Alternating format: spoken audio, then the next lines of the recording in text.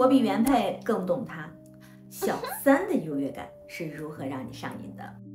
他只有跟我在一起的時候才最放鬆，才是真正的自己。我比他老婆更懂他心裡到底想要什麼。當一個女人对一段婚外情開始冒出這種我更懂他的優越感時，她其實已經掉進了一個自己給自己挖的坑裡，一場永遠沒有終點的比賽。這種感覺真的跟上癮沒什麼兩樣，讓你在一種虛假的勝利感和被需要感裡越陷越深。我有個來訪者小雅就是這樣，她堅信自己才是那個已婚男人的靈魂伴侶。為啥呢？因為那個男人只在她面前才會卸下所有防備，抱怨工作有多累，展現出自己最脆弱的一面，就是這種獨一份的特殊待遇，讓小雅覺得自己這邊是真愛，而原配那邊不過是個空殼婚姻罷了。但這種優越感到底是從哪兒來的？它又是怎麼像個陷阱一樣把人給牢牢困住的？大家好，歡迎來到月下談心，我是 Maggie。今天咱們就來聊聊這種小三優越感背後的心理活動。這種優越感的第一個源頭其實是一種贏了的快感。很多時候你會把這種感覺當成是愛，但說白了，這更多是一種競爭勝利的滿足感。你想想，成功吸引一個已經有主的男人，讓他為你心動搖擺，這不就像打贏了一場沒有硝煙的戰爭嗎？這場勝利好像在告訴你，看，我比原配更有魅力，這極大地滿足了你內心的不安全感。那這場戰爭的戰利品是什麼呢？是他搖擺不定的關注，是他為了你推掉的家庭聚會，是他三更半夜發給你的訴苦短信。所有這些都成了你在這場比賽裡攢下的積分。你拿着這些證據反覆對自己說，你看，他選了我，他更需要我。但這種勝利的感覺其實特別虛，風一吹就倒，因為它不是建立在兩個人健康平等的關係上，而是建立在你要一直贏過那個假想敵，也就是原配的基礎上。你得不停地找新證據來證明自己還在贏。一旦那個男人開始對家庭感到愧疚，或者對你的投入变少了，你整個人的價值感就立馬崩塌。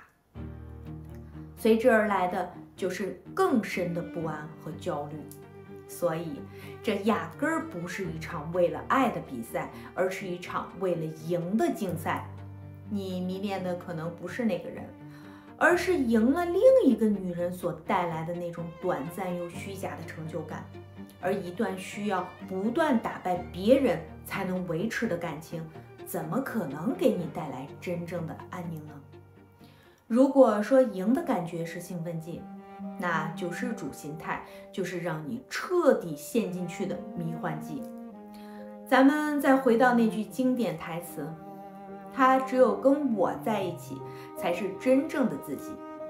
這句話背後藏着的真實意思是，他那個不被老婆理解的脆弱又迷人的靈魂，只有我才能看見和拯救。你看，在這句話裡，他是誰已經不重要了，重要的是我扮演的角色，一個獨一無二能拯救他的靈魂捕手。這種心態其實是在滿足一種極度的自戀。抱有這種想法的人會把自己放在一個超級重要甚至無法替代的位置上，他們覺得自己不只是在談戀愛，更是在完成一個偉大的使命，把一個男人從錯誤的婚姻裡解救出來，讓他獲得新生。這背後是你把他理想化了，你愛上的可能根本不是那个真實的他，而是你想象中那個理想伴侶的樣子。你把他塑造成一個被埋沒的天才，而你就是那個唯一懂他的伯樂。這種救世主的優越感能給你巨大的道德滿足，甚至能蓋過當第三者的內疚感。因為在你自己的故事版本裡，你不是破壞者，而是沉悶關係裡唯一的光。但危險的是，這種滿足感需要對方一直扮演受害者的角色。一旦他回歸家庭，開始負責任了，你這個救世主的角色就失效了。那種從雲端掉下來的感覺，會讓你更瘋狂地想把它搶回來，好讓你那個搖搖欲墜的優越感能繼續維持下去。當贏的快感和救世主心態都有了之後，最後一步就是把這段關係變得合理。最常用的手段就是把關係三角化，說白了就是你和出軌方結成一個秘密的我們同盟，然後把原配變成橫在我們真愛路上的那個問題或者障礙。你會發現在這樣的關係裡，我們這個詞用的特別多。我們都喜歡這部電影，我們對未來的想法一樣，我們的靈魂才是一個頻率的。而提到原配的時候，就变成了他或者那個女人。他不懂他的事業，他只關心孩子，他早就沒感情了，只是图個安穩。通過不停地把原配描繪成一個不懂感情、消磨愛情的反派，你就成功地為自己的介入找到了道德上的借口。在這個故事裡，你不再是可恥的介入者，而是追求真愛的勇士。而出軌的男人也不是背叛者，而是掙脫牢籠、尋找自我的英雄。這種我們的同盟感會帶來一種很強的綁定。兩個人分享着共同的秘密，一起對抗一個外部的敵人。這種感覺會讓關係顯得特別刺激、特別緊密。但這種聯盟其實非常脆弱，因為它不是建立在两個人共同創造的積極體驗上，而是建立在对另一個人的共同排擠和貶低上。當那個作為靶子的原配消失了，或者那個男人不想再對抗了，我們這個虛幻的共同體也就塌了。維繫你們的不是愛，而是共同的敵人。聊完這三個心理機制，我們得問一個最根本的問題：為什麼有的人會對這種充滿痛苦和不確定的關係如此上癮？答案往往要回到我們更小的時候，我們的依戀模式。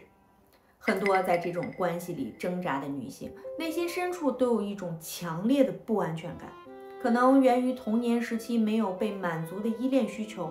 比如，有的人特別害怕被拋棄，他們需要不斷通過贏得一個人的關注來證明自己是值得被愛的。